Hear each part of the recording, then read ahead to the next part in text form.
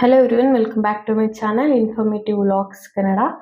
Last videos ಯಾರು check ಮಾಡಿರ್ತೀರೋ ಅವ್ರಿಗೆ ಗೊತ್ತಿರುತ್ತೆ ಯಾವ್ಯಾವ ರೀತಿ ವಿಡಿಯೋಸ್ ಪೋಸ್ಟ್ ಮಾಡ್ತೀನಿ ಈ ಚಾನಲಲ್ಲಿ ಅಂತ.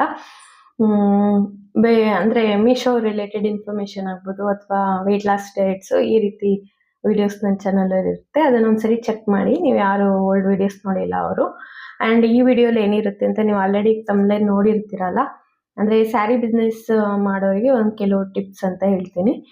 ನಾನು ಯಾಕೆ ಹೇಳ್ಬೋದು ಈ ವಿಚಾರ ಅಂದರೆ, ನಿಮಗೆ ಪ್ರೀವಿಯಸ್ ವಿಡಿಯೋಸ್ ನೋಡಿರೋರಿಗೆ ಗೊತ್ತಿರುತ್ತೆ. ಒಂದು ಮೀಶೋ ಒಂದು ಸಪ್ಲೈಯರ್ ಅಕೌಂಟ್ ಇದೆ, ಅದರಲ್ಲಿ ನಾನು ಕೆಲವು ಐಟಮ್ಸ್ನ ಸೇಲ್ ಮಾಡ್ತೀನಿ. ಸೊ ದಟ್ ನನಗೆ ಸ್ವಲ್ಪ ಎಕ್ಸ್ಪೀರಿಯೆನ್ಸ್ ಇದೆ.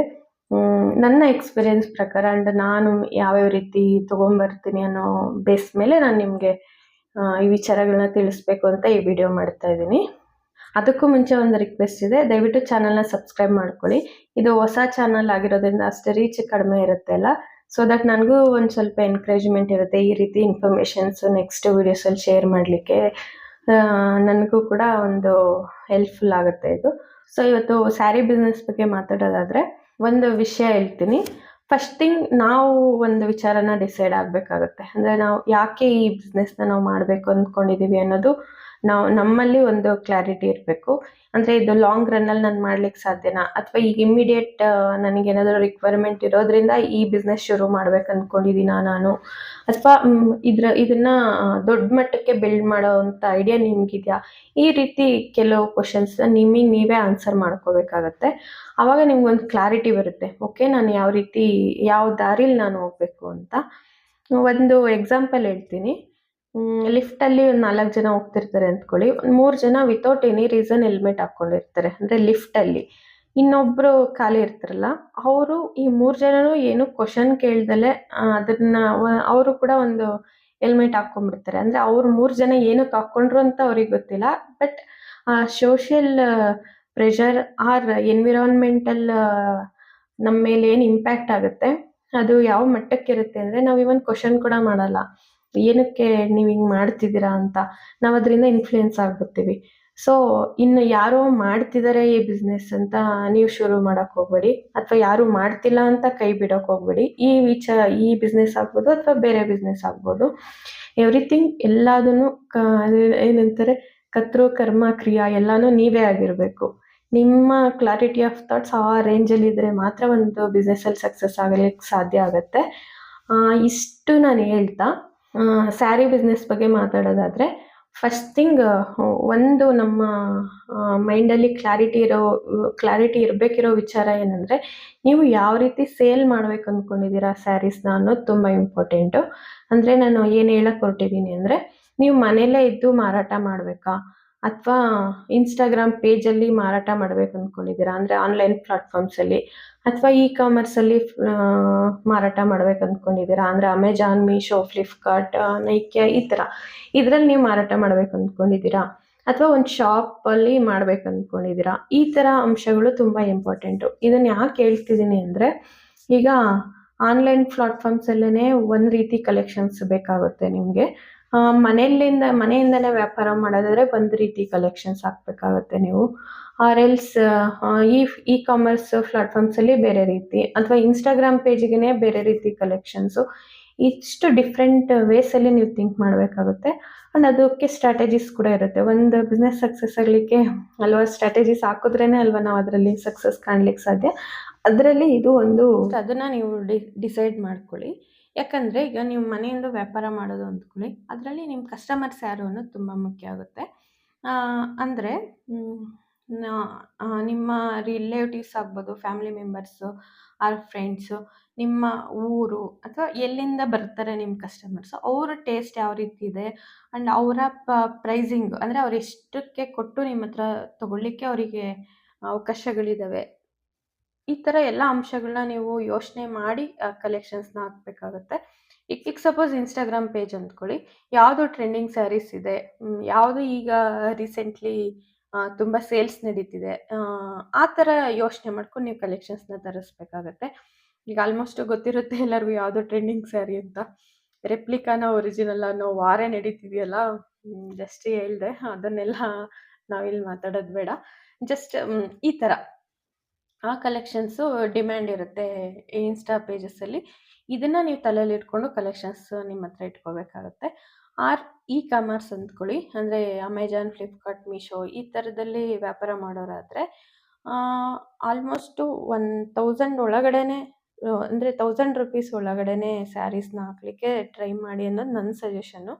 ಬಿಕಾಸ್ ನಾನು ಲಿಸ್ಟ್ ಮಾಡಿರೋ ಪ್ರಕಾರ ಪ್ರಾಡಕ್ಟ್ಸು ಬಿಲೋ 1000 ಇರೋವೇ ನನ್ನ ಹತ್ರ ತುಂಬ ಹೋಗಿರೋದು. ಈವನ್ ನಾನು ಮೈಸೂರು ಕ್ರೇಪ್ ಸಿಲ್ಕ್ ಸ್ಯಾರೀಸು ಕೂಡ ಪ್ಲ್ಯಾಟ್ಫಾರ್ಮ್ಸಲ್ಲಿ ಹಾಕಿದ್ದೆ, ಬಟ್ ಅದು ನಾಟ್ ಈವನ್ ಸಿಂಗಲ್ ಸ್ಯಾರಿ ನನಗೆ ಆರ್ಡ್ರ್ ಬಂದಿಲ್ಲ. ಬಿಕಾಸ್ ಅದು 3500 ಎಬೋ ಆ ಥರ ಇತ್ತು. ಸೊ ಅಂದರೆ ಕಸ್ಟಮರ್ ಯಾವ ರೀತಿ ಯೋಚನೆ ಮಾಡ್ತಾರೆ, ನಾವು ಒಂದು 3000 ಎಬೋ ಇಡ್ತಿದ್ದೀವಿ ಅಂದರೆ ಅದು ಫ್ಯಾಬ್ರಿಕ್ ಗೊತ್ತಿರಲ್ಲ ಆನ್ಲೈನಲ್ಲಿ ಒಂದು ಥಿಂಗು, ಅದು ಫ್ಯಾಬ್ರಿಕ್ ಫೀಲ್ ಆಗಿರಲ್ಲ ಅವರು, ಆ್ಯಂಡ್ ಡೈರೆಕ್ಟಾಗಿ ಆ ಸ್ಯಾರಿ ನೋಡಿರಲ್ಲ. 3000 ಎಲ್ಲ ಇಟ್ಟು ನಾವು ಏನಕ್ಕೆ ತೊಗೋಬೇಕು ಅನ್ನೋ ಥಾಟ್ಸ್ ಅವ್ರಿಗೆ ಬರುತ್ತಲ್ವ. ಸೊ ದಟ್ ಅದು ಹೊರಗಡೆನೇ ತೊಗೊಳ್ಳೋದು ಒಳ್ಳೆಯದು ಅನ್ನೋ ರೀತಿ ಅವ್ರು ಯೋಚನೆ ಮಾಡ್ತಾರೆ. ಅಂದರೆ ನಾವು ಕಣ್ಣಾರ ನೋಡಿ ತೊಗೊಳ್ಳೋದು ಒಳ್ಳೆಯದು ಅನ್ನೋದು ಕೆಲವ್ರು ಯೋಚನೆ ಮಾಡ್ತಾರೆ ಅಂತ ಹೇಳ್ತೀನಿ. ಎಲ್ಲರೂ ಹಂಗೆ ಮಾಡ್ತಾರೆ ಅಂತಲ್ಲ, ಬಟ್ ಪರ್ಸೆಂಟೇಜ್ ಜಾಸ್ತಿ ಯಾವುದಿರುತ್ತೋ ಅದನ್ನು ನಾವು ಆಯ್ಕೆ ಮಾಡ್ಕೋಬೇಕಲ್ಲ ಬಿಸ್ನೆಸ್ಸಲ್ಲಿ. ಸೊ ಈ ರೀತಿ ನಡೆಯುತ್ತೆ. ಅದಕ್ಕೆ ಬಿಲೋ ₹1000 ಆರ್ ಬಿಲೋ 500 ಇದ್ರೂ ತುಂಬ ಒಳ್ಳೆಯದು. ಈ ಥರದವು ಇ ಕಾಮರ್ಸಲ್ಲಿ ಚೆನ್ನಾಗಿ ಓಡುತ್ತೆ. ಅದಕ್ಕೆ ನಾನು ಹೇಳಿದ್ದು ಸ್ಟಾರ್ಟಿಂಗಲ್ಲಿ, ಇದನ್ನು ನೀವು ಯಾವ ಮೋಡಲ್ಲಿ, ಅಂದರೆ ಯಾವ ಟೈಪಲ್ಲಿ ನೀವು ಸ್ಯಾರಿ ಸೇಲ್ ಮಾಡ್ಬೇಕು ಅಂದ್ಕೊಂಡಿದ್ದೀರ ಅನ್ನೋದು ಫಸ್ಟ್ ಡಿಸೈಡ್ ಆಗಬೇಕು. ಇದು first thing of the sari business. ಇದು ಡಿಸೈಡ್ ಆದಮೇಲೆ ನೀವು ಇದರಲ್ಲಿ ಯಾವ್ದು ಆಯ್ಕೆ ಮಾಡ್ಕೊಂಡಿದ್ದೀರ ಅದ್ರ ಪ್ರಕಾರ ನೀವು ಐಟಮ್ಸ್ನ ತರಿಸ್ಕೋಬೇಕಾಗುತ್ತೆ, ಆರ್ ಎಲ್ಸ್ ನೀವು ಬೇರೆ ಕಡೆ ಹೋಗಿ ತರಬೇಕಾಗತ್ತೆ. ಯಾಕಂದರೆ ಈಗ ನಮ್ಮ ಇಂಡಿಯಾದಲ್ಲಿ 100 ಕಿಲೋಮೀಟರ್ಸ್ಗೂ ಒಂದೊಂದು ಏನಪ್ಪ ಸಂಪ್ರದಾಯ, ಶೈಲಿ ಅಥವಾ ಸಂಸ್ಕೃತಿ ಎಲ್ಲನೂ ಚೇಂಜ್ ಇರುತ್ತಲ್ಲ. ಲೈಕ್ ಈಗ ಉತ್ತರ ಕರ್ನಾಟಕ ಶೈಲಿನೇ ಬೇರೆ, ನಮ್ಮ ದಕ್ಷಿಣ ಕರ್ನಾಟಕ ಶೈಲಿನೇ ಬೇರೆ, ಅಥವಾ ಉತ್ತರ ಭಾರತ ಬೇರೆ, ದಕ್ಷಿಣ ಭಾರತನೇ ಬೇರೆ. ಅಂದರೆ ಲೈಕ್ ಶೈಲಿಲಿ ಹೇಳ್ತೀನಿ, ಎಲ್ಲನೂ ನಾವು ಯುನೈಟೇ, ಬಟ್ ಸಂಪ್ರದಾಯ, ಸಂಸ್ಕೃತಿ ಆ್ಯಂಡ್ ಅವ್ರ ಕಲ್ಚರ್ ಈ ಥರದಲ್ಲಿ ಡಿಫ್ರೆನ್ಸ್ ಇರುತ್ತೆ ಅಲ್ವಾ. ಸೊ ದಟ್ ಆ ಜಿಯೋಗ್ರಫಿಕಲ್ ಏರಿಯಾಗೆ ಯಾವುದು ಸೂಟೇಬಲ್ ಇರುತ್ತೋ ಆ ಥರ ಫ್ಯಾಬ್ರಿಕ್ಸ್ ಆಗ್ಬೋದು ಅಥವಾ ಡಿಸೈನ್ಸ್ ಆಗ್ಬೋದು, ಈ ರೀತಿ ಹಾಕೋದು ಬಿಸ್ನೆಸ್ಸಿಗೆ ತುಂಬ ಒಳ್ಳೆಯದು. ಅಂದರೆ ನೀವು ಯೋಚನೆ ಮಾಡಿ, ಈಗ ರಂಜಾನ್ ಹಬ್ಬ ಬಂದಾಗ ನಮ್ಮ ಊರಲ್ಲೇ ಇರೋ ಅಂಗಡಿಗಳನ್ನೇ ಒಂದ್ಸರಿ ಅಬ್ಸರ್ವ್ ಮಾಡಿ. ರಂಜಾನ್ ಹಬ್ಬ ಬಂದಾಗ ಯಾವ ರೀತಿ ಕಲೆಕ್ಷನ್ಸು ಜಾಸ್ತಿ ಇರುತ್ತೆ, ಅಥವಾ ಇಂಡಿಪೆಂಡೆನ್ಸ್ ಡೇ ಬಂದಾಗ ಯಾವುದು ಜಾಸ್ತಿ ಇರುತ್ತೆ, ಅಥವಾ ವರಮಹಾಲಕ್ಷ್ಮಿ ಹಬ್ಬ ಬಂದಾಗ ಯಾವ ರೀತಿ ಐಟಮ್ಸ್ ಜಾಸ್ತಿ ಇರುತ್ತೆ, ಇದಲ್ವಾ. ಇದು ಡಿಪೆಂಡಿಂಗ್ ಆನ್ ಸೀಸನ್ಸ್ ಆಗ್ಬೋದು, ಅಥವಾ ಜಿಯೋಗ್ರಫಿಕಲ್ ಏರಿಯಾ ಆ್ಯಂಡ್ ಡಿಮ್ಯಾಂಡ್, ಯಾವುದಕ್ಕೆ ಡಿಮ್ಯಾಂಡ್ ಜಾಸ್ತಿ ಇದೆ ಅದನ್ನು ನಾವು ಸೇಲ್ ಮಾಡಿದಾಗಷ್ಟೇ ನಾವು ಒಂದು ಸ್ವಲ್ಪ ಪ್ರಾಫಿಟ್ ನೋಡ್ಬೋದಲ್ವಾ. ಸೊ ದಟ್ ನಾನು ಇದನ್ನು ನಿಮಗೆ ಈ ಥರ ಥಿಂಕ್ ಮಾಡಿ ಅಂತ ಹೇಳ್ತಾ ಇದ್ದೀನಿ.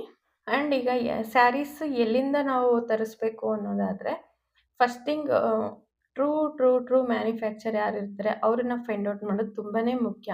ಕೆಲವರು ನಾವು ಹೋಲ್ಸೇಲಲ್ಲಿ ಕೊಡ್ತಾ ಇದ್ದೀವಿ ಅಂತಲೇ ಹೇಳ್ತಾರೆ, ಬಟ್ ಅವರು ಟ್ರೂ ಹೋಲ್ಸೇಲರ್ ಅನ್ನೋದು ನೀವು ಒಂದ್ಸರಿ ಥಿಂಕ್ ಮಾಡ್ಕೋಬೇಕಾಗತ್ತೆ. ಅಥವಾ ಮ್ಯಾನುಫ್ಯಾಕ್ಚರರ್ ನಾವೇ ಅಂತ ಹೇಳ್ಬಿಟ್ಟು ಅವ್ರ ಲೇಬಲ್ ಕೂಡ ಎಲ್ಲ ತೋರಿಸ್ತಾರೆ. ಅಂದರೆ ಒಂದು ಸ್ಯಾರಿ ಮೇಲೆ ಸಮಥಿಂಗ್ ಒಂದು ಅವ್ರ ಹೆಸ್ರನ್ನ ಪ್ರಿಂಟ್ ಮಾಡಿಸ್ಕೊಂಡು ತೋರಿಸ್ತಾರೆ. ಬಟ್ ಈಗ ಆಪ್ಷನ್ಸ್ ಇದೆ, ಅಂದರೆ ಇದು ವೈಟ್ ಲೇಬಲಿಂಗ್ ಅಂತ ಹೇಳ್ತೀವಿ ನಾವು. ಇದು ಈ ಥರ ಮಾಡೋದನ್ನು, ಅಂದರೆ ಸಪೋಸ್ ಈಗ ನಾನು ಮ್ಯಾನುಫ್ಯಾಕ್ಚರ್ ಆಗಿರ್ತೀನಿ, ನಿಮ್ದೇನೋ ಒಂದು ಕಂಪ್ನಿ ನೇಮ್ ಇರುತ್ತೆ, ಅದನ್ನು ನಮಗೆ ಅದ್ರ ಮೇಲೆ ಮಾಡಿಕೊಡಿ ಇಷ್ಟು ಪೀಸಸ್ಗೆ ಅಂತ ನನ್ನ ಹತ್ರ ನೀವು ಕಾಂಟ್ಯಾಕ್ಟ್ ಮಾಡ್ಕೋಬೋದು. ಅವಾಗ ಏನಾಗುತ್ತೆ, ನಾನೊಂದು ಮಾರ್ಜಿನ್ ಇಟ್ಕೊಂಡೇ ಅಲ್ವಾ ನಿಮಗೆ ಮಾಡಿಕೊಡ್ತೀನಿ. ಸೊ ನೀವು ಟ್ರೂ ಮ್ಯಾನುಫ್ಯಾಕ್ಚರ್ ಹೇಗೆ ಆಗ್ತೀರಾ, ಇದನ್ನು ವೈಟ್ ಲೇಬಲಿಂಗ್ ಅಂತ ಹೇಳ್ತೀವಿ. ಸೊ ಇದ್ರ ಬಗ್ಗೆ ಸ್ವಲ್ಪ ಎಚ್ಚರ ಇರಬೇಕು. ಅವ್ರು ನಿಜವಾಗ್ಲೂ ಮ್ಯಾನುಫ್ಯಾಕ್ಚರ್ಸಾ ಅಂತ ನೀವು ಟೆಸ್ಟ್ ಮಾಡ್ಕೋಬೇಕು. ಅವ್ರ ಯೂನಿಟ್ಸ್ ಎಲ್ಲ ನೀವು ನೋಡಬೇಕು.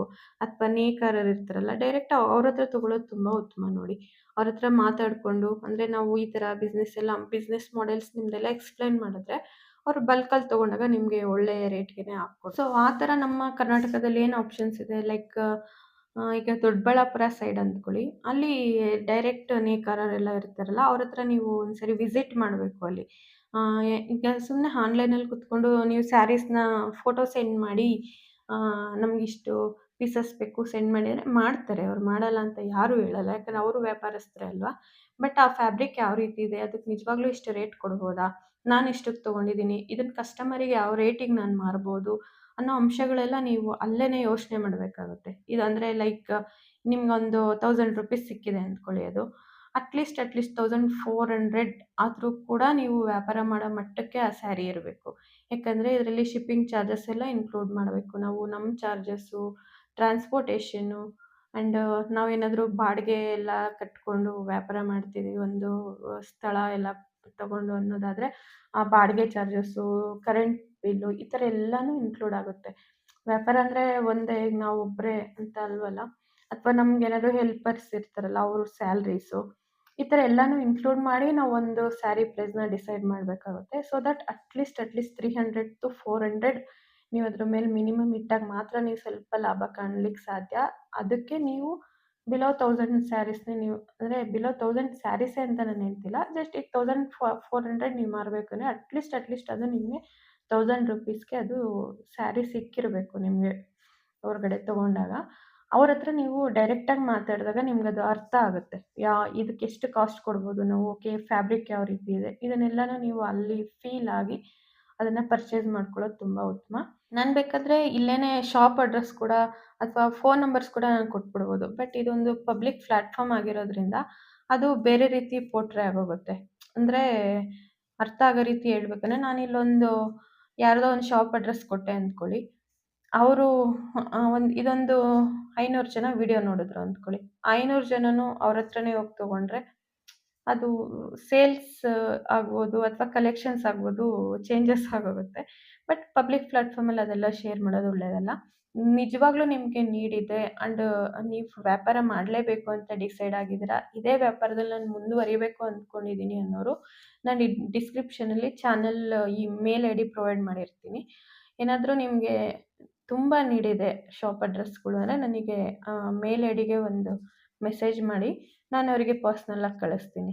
ಬಿಕಾಸ್ ಇದು ಪಬ್ಲಿಕ್ ಪ್ಲ್ಯಾಟ್ಫಾರ್ಮ್ ಆಗಿರೋದ್ರಿಂದ ಸೆಂಡ್ ಮಾಡೋದಷ್ಟು, ಅಂದರೆ ಲೈಕ್ ಡಿಸ್ಪ್ಲೇ ಮಾಡೋದಷ್ಟು ಉತ್ತಮ ಅಲ್ಲ. ಸೊ ದಟ್, ಬಟ್ ನಾನು ಊರುಗಳ ಹೆಸರು ಮೆನ್ಷನ್ ಮಾಡೋದ್ರಲ್ಲಿ ಏನು ಪ್ರಾಬ್ಲಮ್ ಇಲ್ಲ.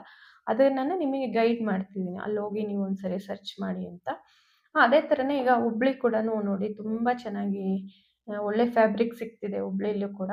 ಅಂದರೆ ಈಗ ನಾರ್ತ್ ಇಂಡಿಯಾಗೆ ಸ್ವಲ್ಪ ಆ ಕಡೆಯಿಂದ ಕನೆಕ್ಷನ್ಸ್ ಜಾಸ್ತಿ ಇರೋದ್ರಿಂದ ಆ್ಯಂಡ್ ವ್ಯಾಪಾರ ವಹಿವಾಟುಗಳು ಜಾಸ್ತಿ ಇರೋದ್ರಿಂದ ಆಲ್ಮೋಸ್ಟ್ ಈಕ್ವಲ್ ಟು ಸೂರತ್ ರೇಟಿಗೆ ಹುಬ್ಳಿ ಸೈಡ್ ನಮಗೆ ಫ್ಯಾಬ್ರಿಕ್ಸ್ ಎಲ್ಲ ಸಿಗ್ತಿದೆ. ಅಂದರೆ ಮೆಟೀರಿಯಲ್ಸ್ ಆಗ್ಬೋದು, ಸ್ಯಾರೀಸ್ ಆಗ್ಬೋದು, ಕುರ್ತೀಸು ಈ ಥರ ಎಲ್ಲನೂ ಈಕ್ವಲ್ ರೇಟ್, ಒಂದು ₹20-30 ಡಿಫ್ರೆನ್ಸಲ್ಲಿ ಹುಬ್ಳಿಲಿ ಕೂಡ ಸಿಗ್ತಿದೆ.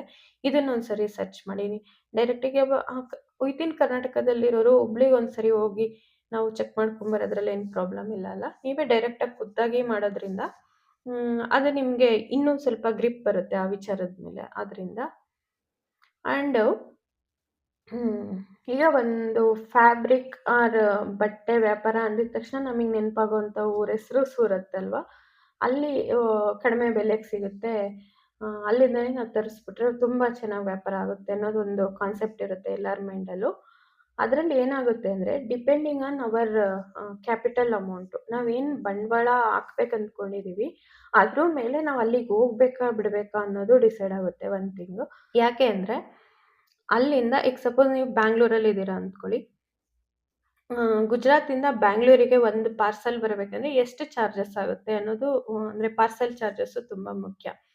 ನನ್ನ ನಾಲೆಡ್ಜ್ ಪ್ರಕಾರ ಆ್ಯಂಡ್ ನನಗೆ ಬಂದಿರೋ ಪ್ರಕಾರ ಆಲ್ಮೋಸ್ಟ್ ₹140 ₹180 ಪರ್ kg ಚಾರ್ಜ್ ಆಗುತ್ತೆ ಗುಜರಾತಿಂದ ಬ್ಯಾಂಗ್ಳೂರಿಗೆ ಒಂದು ಪಾರ್ಸಲ್ ರೀಚ್ ಆಗಬೇಕಂದ್ರೆ. ಸಪೋಸ್ ನೀವೊಂದು ₹30,000 ಪರ್ಚೇಸ್ ಮಾಡಿದ್ದೀರಾ, ಅವರಲ್ಲಿ ಪಾರ್ಸಲ್ ಮಾಡಿ ಇಲ್ಲಿಗೆ ಕಳಿಸಿದ್ರು ಅಂದ್ಕೊಳ್ಳಿ, ಆ 30,000ಅಲ್ಲಿ ಎಷ್ಟು ಐಟಮಿಗೆ ಎಷ್ಟು kg ಇರುತ್ತೆ, ಅದು 30,000 ಪ್ಲಸ್ ಅದು ಪಾರ್ಸಲ್ ಚಾರ್ಜ್ ಎಷ್ಟಾಗುತ್ತೆ ಅಷ್ಟು ಫುಲ್ಲು ನಿಮ್ಮ ಪ್ರಾಡಕ್ಟ್ ಚಾರ್ಜ್ ಆಗುತ್ತೆ. ಲೈಕ್ 35 ಆಗ್ಬೋದು ಅಥವಾ 38 ಈ ಥರ ಆಗ್ಬೋದಲ್ವಾ. ಅಂದರೆ ಆವಾಗ 38,000ನ ಎಷ್ಟು ತೊಗೊಂಡಿದ್ದೀರಾ ಅಷ್ಟಕ್ಕೆ ಡಿವೈಡ್ ಮಾಡಿದಾಗ ಆ ಸ್ಯಾರಿ ಪ್ರೈಸ್ ಇನ್ನೂ ಸ್ವಲ್ಪ ಈಗ ಅವರು ಸಪೋಸ್ 500ಗೆ ಕೊಟ್ಟರು ಅಂದ್ಕೊಳ್ಳಿ, ಅದೊಂದು ₹650ಗೆ ಆಗೋಗ್ಬಿಡುತ್ತೆ ಅವಾಗ, ಅಥವಾ ₹600-650 ಈ ಥರ ಆಗುತ್ತಲ್ಲ. ಅದನ್ನು ಅಲ್ಲಿ ತೊಗೊಳ್ಳೋದಕ್ಕಿಂತ ಅದೇ ₹650ಗೆ ನಮ್ಮ ಕರ್ನಾಟಕದಲ್ಲಿ ಎಲ್ಲಾದರೂ ಸೇಮ್ ಸ್ಯಾರಿ ಅವೈಲೇಬಲ್ ಇದೆಯಾ ಅಂತ ಸರ್ಚ್ ಮಾಡೋದು ತುಂಬ ಮುಖ್ಯ. ಸೊ ಒಂದು ₹20-30 ಡಿಫ್ರೆನ್ಸಲ್ಲಿ ನಮ್ಗೆ ಇಲ್ಲೇ ಸಿಗ್ತಿದೆ ಅಂದರೆ ನಮಗೊಂದು ಗ್ಯಾರಂಟಿ ಇರುತ್ತೆ. ಬಿಕಾಸ್ ಇಲ್ಲಿಂದನೇ ನಾವು ಪರ್ಚೇಸ್ ಮಾಡ್ತೀವಿ. ನಮ್ಮ ಮನೆ ಬಾಗಿಲಿಗೆ ತಲುಪೋದು ತುಂಬ ಗ್ಯಾರಂಟಿ ಇರುತ್ತೆ. ಈಗ ರೀಸೆಂಟಲ್ಲಿ ನ್ಯೂಸ್ ಯಾರಾದರೂ ನೋಡಿದರೆ ಗೊತ್ತಿರುತ್ತೆ ಇದು. ಲೈಕ್ ಆನ್‌ಲೈನಲ್ಲಿ ಅಂದರೆ ಅವರು ಸೂರತ್ತಿಂದ ಬಟ್ಟೆ ತರಿಸ್ಕೊಂಡು ಅವ್ರು ಯಾವ ರೀತಿ ಪಾರ್ಸೆಲ್ ರೀಚ್ ಆಗಿದೆ ಅಂತ ಕೆಲವು ನ್ಯೂಸ್ ಚಾನಲ್ಸಲ್ಲಿ ತೋರಿಸ್ತಿದ್ರಲ್ಲ, ಆ ಥರ ಕೂಡ ಈಗ ನಡೀತಿದೆ ನೋಡಿ. ಅಂದರೆ ಕ್ಯಾಶ್ ಆನ್ ಡೆಲಿವರಿ ಇದೆ. ನಿಮ್ಮ ಮನೆ ಬಾಗಿಲಿಗೆ ಅದು ತಲುಪುತ್ತೆ. ಆಮೇಲೆ ನೀವು ದುಡ್ಡು ಕೊಡ್ಬೋದು. ಬಟ್ ಈಗ 30%, 40% ಈ ಥರ ಪೇ ಮಾಡಿದ್ರೆ ಸಾಕು ಅಂತ ಹೇಳ್ತಾರೆ. ಒಳ್ಳೆ ಸ್ಯಾರೀಸು ಅಂದರೆ ನಾವು ಇಲ್ಲೆಲ್ಲ ಎಂಕ್ವೈರಿ ಮಾಡಿರ್ತೀವಲ್ಲ ಲೋಕಲಲ್ಲಿ, ಸೊ ಅಲ್ಲಿ ಇನ್ನೂ ತುಂಬ ಕಡಿಮೆ ರೇಟಿಗೆ ಕೊಡ್ತಿದ್ದಾರಲ್ಲ, ನಾವು ಅಲ್ಲಿಂದನೇ ಪರ್ಚೇಸ್ ಮಾಡಿದ್ರೆ ಒಳ್ಳೆ ಲಾಭ ನಮಗೆ ಸಿಗ್ಬೋದು ಅನ್ನೋ ಒಂದು ಹುಮ್ಮಸ್ಸಲ್ಲಿ ನಾವು ಅವರಿಗೆ ಪೇ ಮಾಡಿಬಿಡ್ತೀವಿ. ಬಟ್ ಪಾರ್ಸೆಲ್ ಬಂದಾಗ ಓಪನ್ ಮಾಡಿದಾಗ ನೋಡಿದ್ರೆ ಅವ್ರು ಕಳಿಸಿರೋ ಐಟಮ್ಸೇ ಬೇರೆ ಇರುತ್ತೆ, ನಾವು ಬುಕ್ ಮಾಡಿರೋ ಐಟಮ್ಸೇ ಬೇರೆ ಇರುತ್ತೆ. ಈ ಥರ ಮೋಸ ಆಗೋ ಚಾನ್ಸಸ್ ಜಾಸ್ತಿ ಇದೆ. ಎಲ್ಲರೂ ಹಂಗೆ ಮಾಡ್ತಾರೆ ಅಂತ ನಾನು ಹೇಳ್ತಿಲ್ಲ, ಬಟ್ ಚಾನ್ಸಸ್ ಆರ್ ಮೋರ್ ಅಂತ ಅಷ್ಟೇ ನಾನಿಲ್ಲಿ ಮೆನ್ಷನ್ ಮಾಡ್ತಾ ಇದ್ದೀನಿ. ಅದಕ್ಕೆ ಅದ್ರ ಬಗ್ಗೆ ಸ್ವಲ್ಪ ಎಚ್ಚರವಾಗಿರಿ. ಇನ್ ಕೇಸ್ ನೀವು ತುಂಬ ದೊಡ್ಡ ಮಟ್ಟದಲ್ಲಿ ಮಾಡ್ಬೇಕು ಅಂದ್ಕೊಂಡಿದ್ದೀರಾ, ಅಂದರೆ ಎಬೋವ್ 1 ಲ್ಯಾಕ್ ಅಂತಲೇ ನಾನು ಹೇಳ್ತೀನಿ. 1 ಲ್ಯಾಕ್ ಮೇಲೆ ನೀವು ಇನ್ವೆಸ್ಟ್ ಮಾಡೋದಾದರೆ ಡೈರೆಕ್ಟ್ ನೀವೇ ಸೂರತ್ಗೆ ಹೋಗಿ ಶಾಪ್ನ ವಿಸಿಟ್ ಮಾಡಿ, ಅಂದರೆ ಲೈಕ್ ಏನು ಮ್ಯಾನುಫ್ಯಾಕ್ಚರಿಂಗ್ ಯೂನಿಟ್ ಇರುತ್ತಲ್ಲ, ಅಲ್ಲಿಗೆ ವಿಸಿಟ್ ಮಾಡಿ ನೀವು ಸೆಲೆಕ್ಟ್ ಮಾಡಿ ನಿಮ್ಮ ಪ್ರಾಡಕ್ಟ್ನ ನಿಮ್ಮ ಕಣ್ಮುಂದೆನೇ ಅವ್ರ ಹತ್ರನೇ ಪಾರ್ಸೆಲ್ ಎಲ್ಲ ರೆಡಿ ಮಾಡಿಸಿ ನೀವೇ ಪರ್ಸ್ನಲಾಗಿ ಒಂದು ಏನು ಕೊರಿಯರ್ ಇವ್ರನ್ನ ಮಾತಾಡಿಕೊಂಡು ನಿಮ್ಮ ಅಡ್ರೆಸ್ಸಿಗೆ ನೀವೇ ಸೆಂಡ್ ಮಾಡಿಸ್ಕೊಳ್ಳಿ. ಅವಾಗಷ್ಟೇ ನಿಮಗೆ ಅದು ಗ್ಯಾರಂಟಿಯಾಗಿ ನಿಮ್ಮ ಮನೆ ಬಾಗಿಲಿಗೆ ಸೇರುತ್ತೆ. ಇಲ್ಲಾಂದರೆ ಸ್ವಲ್ಪ ಡೌಟ್ಸೇ ಅದ್ರ ಬಗ್ಗೆ. ಅಂದರೆ ಯಾರೂ ಮಾಡ್ತಾ ಇಲ್ಲ ಅಂತ ಹೇಳ್ತಿಲ್ಲ ನಾನು, ಬಟ್ ಸಣ್ಣ ವ್ಯಾಪಾರಿಗಳಿಗೆ ಸ್ವಲ್ಪ ಇದು ಕಷ್ಟ ಅಂತಲೇ ನನಗೆ. ದೊಡ್ಡ ಅಂಗಡಿಗಳಿಗೆ ತುಂಬ ವರ್ಷಗಳಿಂದನೇ ಅವ್ರ ಕಾಂಟ್ಯಾಕ್ಟ್ ಇರ್ತಾರೆ ಆ್ಯಂಡ್ ಇವರು ಕೂಡ ಹೋಗಿ ಬಂದು ಈ ಥರ ವಹಿವಾಟುಗಳು ಮಾಡ್ತಿರ್ತಾರೆ. ಅವ್ರಿಗೆ ಸೆಂಡ್ ಮಾಡೋದ್ರಲ್ಲಿ ಆಶ್ಚರ್ಯ ಇಲ್ಲ. ಬಟ್ ಈಗ 10-20 ಸಾವಿರದಲ್ಲಿ ನಾವು ಒಂದು ಬಿಸ್ನೆಸ್ ಸ್ಟಾರ್ಟ್ ಮಾಡ್ಬೇಕು ಅಂದ್ಕೊಂಡಿದ್ದೀವಿ ಅನ್ನೋರಿಗೆ ಇದು ಸ್ವಲ್ಪ ಕಷ್ಟಕರ. ಆದ್ದರಿಂದ ಇದ್ರ ಬಗ್ಗೆ ಸ್ವಲ್ಪ ಎಚ್ಚರವಾಗಿರಿ. ಆ್ಯಂಡ್ ನಮ್ಮ ಲೋಕಲ್ ಏರಿಯಾಸಲ್ಲಿ ಆಗ್ಬೋದು ಅಥವಾ ನಮ್ಮ ವಿದಿನ್ ಸ್ಟೇಟ್ಸಲ್ಲಿ ಎಲ್ಲೆಲ್ಲಿ ಈ ರೀತಿ ಮ್ಯಾನುಫ್ಯಾಕ್ಚರ್ಸ್ ಇರ್ತಾರೆ ಅನ್ನೋದು ಹುಡ್ಕೋದು ತುಂಬ ಮುಖ್ಯ ಆಗುತ್ತೆ ನಿಮಗೆ. ಅಂದರೆ ಅಥವಾ ನಮ್ಮ ಹತ್ರದಲ್ಲಿ ಯಾವುದಾದ್ರೂ ಸ್ಟೇಟ್ಸ್ ಲೈಕ್ ಆಂಧ್ರ ಅಂದ್ಕೊಳ್ಳಿ. ಸಪೋಸ್ ನಮಗಿದು ಆಂಧ್ರ ಎಲ್ಲ ಹತ್ರನೇ ಅಲ್ವಾ, ಅಂದರೆ ನಾವು ಟ್ರಾವೆಲ್ ಮಾಡ್ಬೋದು ಆರಾಮಾಗಿ. ಅಲ್ಲಿ ನಾನು ವಿಸಿಟ್ ಮಾಡಿ ತಂದಿರೋಂಥ ಊರ ಹೆಸರು ಬಂದು ಮುದ್ರೇಟ್ಪಲ್ಲಿ ಅಂತ ಬರುತ್ತೆ. ಲೈಕ್ ಅದು ಅನಂತಪುರ ಡಿಸ್ಟಿಕಲ್ಲಿ ಬರುತ್ತೆ ಅನಿಸುತ್ತೆ. ಸೊ ಆ ಸರೌಂಡಿಂಗ್ಸಲ್ಲಿ ನೇಕಾರರೆಲ್ಲ ಜಾಸ್ತಿ ಇದ್ದಾರೆ. ಆ ಥರ ಇದ್ರ ಹತ್ರ ನೀವು ಹೋಗಿ ಮಾತಾಡ್ಕೊಂಡು ಪರ್ಚೇಸ್ ಮಾಡೋದು ತುಂಬ ಮುಖ್ಯ. ಒಬ್ಬರು ಲೋಕಲ್ ವೆಂಡರ್ ಹತ್ರ ನೀವು ಒಂದ್ಸರಿ ನೋಡಿದಾಗ ಅಥವಾ 1 ಆರ್ 2 ಟೈಮ್ಸ್ ಅವ್ರ ಹತ್ರ ತೊಗೊಂಡಾಗ ನಿಮಗೆ ಒಂದು ಐಡಿಯಾ ಬರುತ್ತೆ. ನೆಕ್ಸ್ಟ್ ಅಂದರೆ ಅವ್ರ ಹತ್ರ ಪ್ರಾಡಕ್ಟ್ ಯಾವ ರೀತಿ ಇರುತ್ತೆ ಆ್ಯಂಡ್ ಫ್ಯಾಬ್ರಿಕ್ಸ್ ಯಾವ ರೀತಿ ಇರುತ್ತೆ, ಯಾವ ರೇಟ್ಸ್ ಫ್ಯಾಬ್ರಿಕ್ಕು ಯಾವ ರೀತಿ ಬರುತ್ತೆ, ನಮ್ಮ ಹತ್ರ ಅದು ಯಾವ ರೀತಿ ಸೇಲ್ ಆಗ್ತಿದೆ ಅನ್ನೋ ಐಡಿಯಾ ಎಲ್ಲ ನಿಮಗೆ ಬರುತ್ತೆ. 1 ಆರ್ 2, 3 ಟೈಮ್ಸ್ ನೀವೇ ಹೋಗಿ ಖುದ್ದಾಗಿ ತೊಗೊಂಡು ಬಂದು ನೆಕ್ಸ್ಟ್ ಬೇಕಾದ್ರೆ ರೀಸ್ಟಾಕ್ ಮಾಡಿಸ್ಕೋಬೇಕಾದ್ರೆ ಅಥವಾ ಹೊಸ ಸ್ಟಾಕ್ ಅವ್ರ ಹತ್ರನೇ ತೊಗೊಂಡಾಗ ನೀವು ಡೈರೆಕ್ಟು ಫೋನಲ್ಲೇ ಫೋಟೋಸ್ ನೋಡಿಕೊಂಡು ಆರ್ಡ್ರ್ ಮಾಡಿಕೊಂಡ್ರು ಕೂಡ ಸಮಸ್ಯೆ ಆಗಲ್ಲ ಆವಾಗ. ಒಂದ್ಸರಿ ನಿಮ್ಗೆ ಅದ್ರ ಬಗ್ಗೆ ಗೊತ್ತಾದಾಗ. ಬಟ್ ಸ್ಟಾರ್ಟಿಂಗಲ್ಲೇ ಎಲ್ರಿಗೂ ಕೂಡ ನಂಬಲಿಕ್ಕೆ ಹೋಗಬೇಡಿ. ಆ್ಯಂಡ್ ಇನ್ನೊಂದು ಹೋಲ್ಸೇಲರ್ಸ್ ಆ್ಯಂಡ್ ರಿಟೇಲರ್ಸ್ ಅಂತ ಡಿಫ್ರೆನ್ಸ್ ಇರುತ್ತೆ ನೋಡಿ. ನಾವು ಹೋಲ್ಸೇಲಾಗಿ ಅಷ್ಟೇ ಕೊಡೋದು ಅಂತ ಹೇಳ್ತಾರೆ ಕೆಲವರು. ನಮ್ಮದೇ ಮ್ಯಾನುಫ್ಯಾಕ್ಚರಿಂಗ್ ಯೂನಿಟ್ ಇದೆ ಅಂತ ಹೇಳ್ತಾರೆ. ಅದನ್ನೆಲ್ಲ ನೀವು ವೆರಿಫೈ ಮಾಡಿ, ನಿಜವಾಗ್ಲೂ ಅವ್ರದ್ದಿದೆಯಾ ಅಥವಾ ವೈಟ್ ಲೇಬಲಿಂಗ್ ಮಾಡ್ತಿದ್ದಾರಾ, ಈ ಥರ ಒಂದು ಸರಿ ಅದನ್ನು ಎಂಕ್ವೈರಿ ಮಾಡಿಕೊಂಡು ಅವ್ರ ಹತ್ರ ಐಟಮ್ಸ್ನ ತಗೊಳ್ಳಿ. ಆ್ಯಂಡ್ ನಾವು ಸಿಂಗಲ್ ಪೀಸು ಕೊಡ್ತೀವಿ ಆ್ಯಂಡ್ ಹೋಲ್ಸೇಲಲ್ಲೂ ಕೊಡ್ತೀವಿ ಅಂತ ಹೇಳೋರ ಹತ್ರ ಸ್ವಲ್ಪ ಹುಷಾರಾಗಿರಿ. ಆಲ್ಮೋಸ್ಟ್ ನಾನು ಸಜೆಸ್ಟ್ ಮಾಡೋದು ಅವ್ರ ಹತ್ರ ತೊಗೊಳ್ಳೇಬೇಡಿ ಅಂತ. ಯಾಕೆ ಅಂದರೆ ಅದಕ್ಕೂ ಇದಕ್ಕೂ ಒಂದು 20-30 ರೂಪೀಸ್ ಅಷ್ಟೇ ಡಿಫ್ರೆನ್ಸ್ ಇಟ್ಟಿರ್ತಾರೆ, ಜಾಸ್ತಿ ಇರೋಲ್ಲ. ಯಾಕಂದರೆ ಇಲ್ಲಿ ಜಾಸ್ತಿ ಲೈಕ್ ನಾವೀಗ ಹೋಲ್ಸೇಲ್ ಸಿಂಗಲ್ ಪೀಸ್ ಆದರೆ ಇಷ್ಟು 500 ರೂಪಾಯಿ ಅಂದ್ಕೊಳ್ಳಿ. ಹೋಲ್ಸೇಲಲ್ಲಿ ತೊಗೊಂಡ್ರೆ ಒಂದು 470 ರೂಪಾಯಿ ಹಾಕ್ಕೊಡ್ಬೋದು. ಯಾಕಂದರೆ ಅವರಿಗೆ ನಾವು ಜಾಸ್ತಿನೇ ತೊಗೊತೀವಲ್ಲ, ಅದರಲ್ಲಿ ಅವರಿಗೆ ಲಾಭ ಬಿಟ್ಟರೆ ಅಂದರೆ ಒಂದೇ ಸರಿ ಅಷ್ಟು ಐಟಮ್ಸ್ ಹೋದಾಗ ಯಾರು ಬೇಕಾದರೂ ಬಿಡ್ತಾರೆ ಆ ರೇಟಿಗೆ. ಸೊ ಯಾರು ಎರಡನ್ನೂ ಒಂದೇ ಕಡೆ ಮಾಡ್ತಿರ್ತಾರೆ ಅವರನ್ನ ಸ್ವಲ್ಪ ಅದನ್ನು ಯೋಚನೆ ಮಾಡಿ ನಿಮಗೆ ಅನುಕೂಲ ಆದರೆ ತೊಗೊಳ್ಳಿ. ಅಂದರೆ ಅವ್ರ ಹತ್ರ ನೀವು ತುಂಬ ವರ್ಷಗಳಿಂದ ಕಾಂಟ್ಯಾಕ್ಟಲ್ಲಿದ್ದೀರಾ, ತೊಗೊತಿದ್ದೀರಾ ಅನ್ನೋದರೆ ವೆಲ್ ಆ್ಯಂಡ್ ಗುಡ್. ಬಟ್ ನಾನು ಸಜೆಸ್ಟ್ ಮಾಡೋದು ಈ ಥರ ಎರಡೂ ಒಂದೇ ಕಡೆ ಮಾಡೋರಿಗೆ ಸ್ವಲ್ಪ ದೂರನೇ ಇರ್ತೀನಿ ನಾನು. ಸೊ ನಿಮಗೆ ಈ ಟಿಪ್ ಯೂಸ್ ಆದರೆ ವೆಲ್ ಆ್ಯಂಡ್ ಗುಡ್. ಆ್ಯಂಡ್ ಯಾರು ವ್ಯಾಪಾರ ಮಾಡ್ತಿದ್ದಾರೆ ಅವ್ರ ಹತ್ರ ಏನು ಕೇಳಕ್ಕೆ ಹೋಗ್ಬೇಡಿ. ಯಾಕಂದರೆ ಎಲ್ಲರೂ ಸಹಾಯ ಮಾಡ್ತಾರೆ ಅಂತ ನಾವು ಹೇಳೋಕ್ಕಾಗಲ್ಲ. ಬಿಕಾಸ್ ಅವ್ರ ಬಿಸ್ನೆಸ್ ಮೇಲೆ ಅವರೇ ಯಾಕೆ ಕಲ್ಲು ಹಾಕ್ಕೊಂತಾರೆ. ನಿಮ್ಮ ಕಸ್ಟಮರ್ಸು ಅವ್ರಿಗೆ ಬರಲಿ ಅನ್ನೋ ಆಸೆ ಇರುತ್ತೆ ಬಿಟ್ಟರೆ, ನಿಮ್ಗೊಂದು ಗೈಡ್ ಮಾಡಬೇಕು, ನಿಮ್ಗೆ ಅವ್ರ ಹತ್ರ ಇರೋ ಟ್ರೂ ಇನ್ಫಾರ್ಮೇಷನ್ ನಿಮಗೆ ಶೇರ್ ಮಾಡಬೇಕು ಅನ್ನೋದು ಯಾರಿಗೂ ಇರಲ್ಲ. ಬಟ್ ನಾನು ಮೇಲ್ ಐ ಡಿ ಪ್ರೊವೈಡ್ ಮಾಡ್ತೀನಿ ಅಂತ ಹೇಳ್ತಿದ್ದೀನಿ. ಬಿಕಾಸ್ ಇದರಿಂದ ಒಬ್ರಿಗೆ ಅನುಕೂಲ ಆಗಿ ಇದರಲ್ಲಿ ಸಕ್ಸಸ್ ಕಂಡ್ರೆ ನನಗೆ ಖುಷಿ ಆಗುತ್ತೆ. ಅವರೊಂದು ಕಮೆಂಟ್ ಮಾಡಿ ತಿಳಿಸಿದ್ರೆ ಸಾಕು ನನಗೆ. ಅದು ನನಗೆ ಖುಷಿ ಕೊಡುತ್ತೆ ಆ ವಿಚಾರ. ಅದಕ್ಕೆ ನಾನು ಶೇರ್ ಮಾಡ್ತೀನಿ ಅಂತ ಹೇಳ್ತಿದ್ದೀನಿ. ಸೊ ಇಷ್ಟು ಇವತ್ತಿನ ವಿಚಾರ. ಆ್ಯಂಡ್ ಕೇರ್ಫುಲ್ ಆಗಿರಿ. ಯಾರ ಹತ್ರನೂ ಅಂದರೆ ಹೇಳಿದ್ನಲ್ಲ ಮುಂಚೆನೇ, ಆನ್ಲೈನಲ್ಲಿ ಪರ್ಚೇಸ್ ಮಾಡಬೇಕಾದ್ರೆ ಅವರು ನಿಮಗೆ ಗೊತ್ತಿದ್ರೆ ಮಾತ್ರ, ಅಥವಾ ನೀವು ಒಂದು 2-3 ಸಲ ಅವ್ರ ಜೊತೆ ವ್ಯವಹಾರಗಳು ನಡೆಸಿದಾಗ ಅದು ನಿಮ್ಗೆ ಅರ್ಥ ಆಗುತ್ತೆ. ಆ ಪರ್ಸನ್ ಹೆಂಗೆ, ಯಾವ ರೀತಿ ನಿಮಗೆ ರೆಸ್ಪಾನ್ಸ್ ಮಾಡ್ತಾರೆ, ಆ್ಯಂಡ್ ಅವ್ರ ಹತ್ರ ಪ್ರಾಡಕ್ಟ್ಸ್ ಯಾವ ರೀತಿ ಇರುತ್ತೆ, ಈ ಐಡಿಯಾಸ್ ಇರುತ್ತೆ. ಸೊ ಆಮೇಲೆ ಈಸಿ ಆಗುತ್ತೆ. ಬಟ್ 1 or 2 ಟೈಮ್ಸ್ ನೀವೇ ಪರ್ಸ್ನಲ್ ಆಗಿ ಹೋಗಿ ನೋಡೋದು ತುಂಬ ಒಳ್ಳೆಯದು.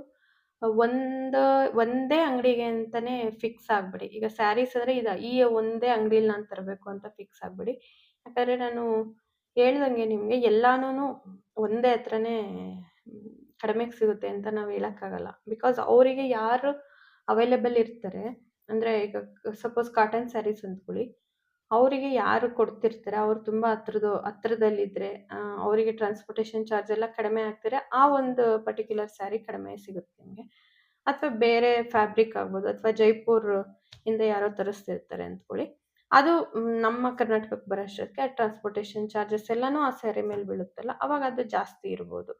ಸೊ ಒಂದೊಂದು ಡಿಫ್ರೆಂಟ್ ಐಟಮ್ಸು ಒಬ್ರ ಹತ್ರ ಕಡಿಮೆ ಇರುತ್ತೆ, ಒಬ್ರ ಹತ್ರ ಜಾಸ್ತಿ ಇರುತ್ತೆ.